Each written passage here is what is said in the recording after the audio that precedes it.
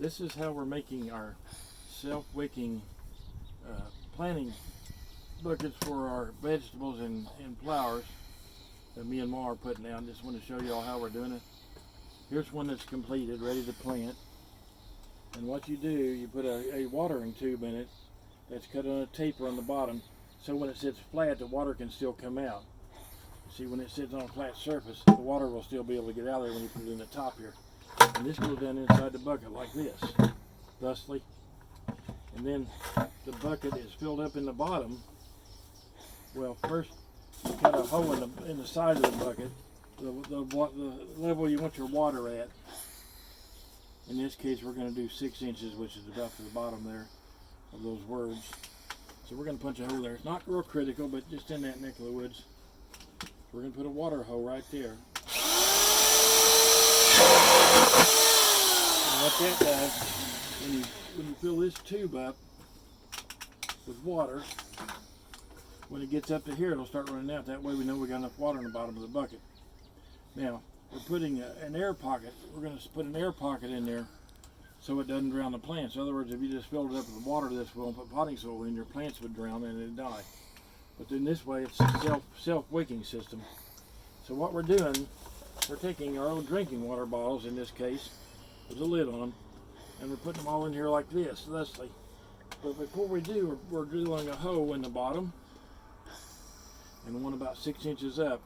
So when this fills with water, these bottles will fill with water too, up to this full, and then they'll run back outside of the bucket. That way you know you got enough water in there. And you end up still, you have an air pocket right here. That's what makes the whole thing work. So you have this bottle with a hole drilled here and one in the bottom, and you put that in there and you completely fill up the bottom with these bottles. As you'll see, I'll do one right here. Put a hole in the top.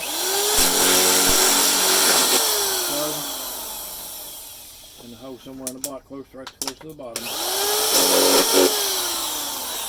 And now, structurally, this is strong enough to hold a big load of potting soil on top of it and your plant. So you put them all in there like that. These are ones I've already drilled. Now can you film in there just a little bit so they can see how they're going in? See, like thusly. Alright. You need to explain that you don't have to use water bottles. Well, you can use water bottles you want, as long as it's sealed. Any kind of plastic bottle or you can use aluminum cans, turn them upside down to where the air pocket will seal at the top, which we'll do one of those later, but right now I'm just showing you how I'm doing with water bottles. Looks like it'll hold a couple more probably, so let me get those. You could use Pepsi, any kind of drink bottle. Can, as long as it's put it upside down. That's where the top's at. That will make your exit for the water at the bottom, and you drill a hole in the top. This is the way you're doing the plastic bottles, though. This way it's not getting out in the system where the whales are eating all the plastic in the ocean and dying. This is putting it to good use. Of course, you make sure you don't drill a hole in your leg while you're doing this, or your hand. Be very careful. Okay, just that simple. Hole there for the air to come out as it fills with water. And here's where the water comes in, and then of course comes back out again as it self-wicks itself. So, okay, now that's full of bottles, as you can see. And then you put your filler tube in there with a cut on the bottom at an angle, thusly, like so. Okay. Now, all you do is fill this over about halfway with our potting soil mix, which is coconut coir and potting soil. Then we put some seaweed in there to give it its essential sea minerals, vitamins and minerals, and a couple of tablespoons of fertilizer and a teaspoon of Epsom salt. Mix that in, finish filling the bucket up to this here. Now this is going to be good. You know, when we get a plant, we'll just dig a hole for it, put the plant in there, and it'll always be self-water. We'll put the garden hose in here, let it fill with water until it starts coming out the side hole. That way you got that layer of water on the bottom for it to self-wick up, but it doesn't get too much. It doesn't drown the plant. So we're going to see how it does this year, and I just wanted to do this video to show you all how this works. But anyway, can you hand me that little cup there, honey?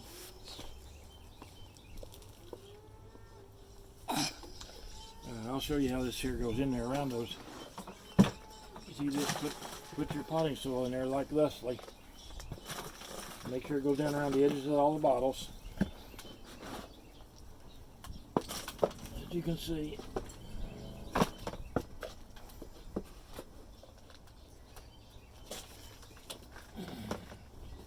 little bit more. Get it above the top of the bottles. Now, okay, now a little bit more. Hang on. Okay, now at this point, you just got dirt over the top of the bottles, and your fill tube's in here, right? So make sure that all is around the edges of the bottles. Then you get your fertilizer and Epsom salts. Put it in there.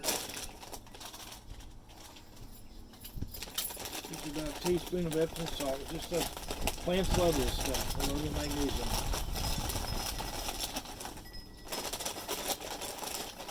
Get you about a teaspoon. Well, it's not cooperating. Okay, about a teaspoon. Sprinkle it around. Then you get the fertilizer, which get something low numbered like this one is a 12, 10, 5. They recommend a little bit lower, but it's not that critical. You put 2 tablespoons of this. 1, 2. Sprinkle it around. Then you get your seaweed, which gives it its essential minerals, vitamins and minerals, 32 trace minerals. This is our trace minerals for our plants here, this seaweed. And you can eat it too, it's really good. But you put about 3 little sheets of seaweed in there, and that'll break down with your plants and with your soil and feed it the trace minerals it needs. Now you take all that and you mix it up like so. Mix it all together somewhat, you know where it's mixed in. And you finish filling off the bucket here to the top, like so. Like I said, this is a mixture of coconut coir and potting soil, which your plants love.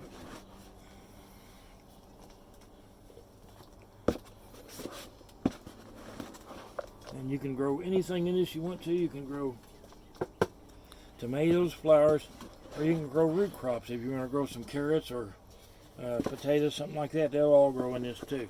It is a perfect soil for potatoes and carrots. Right.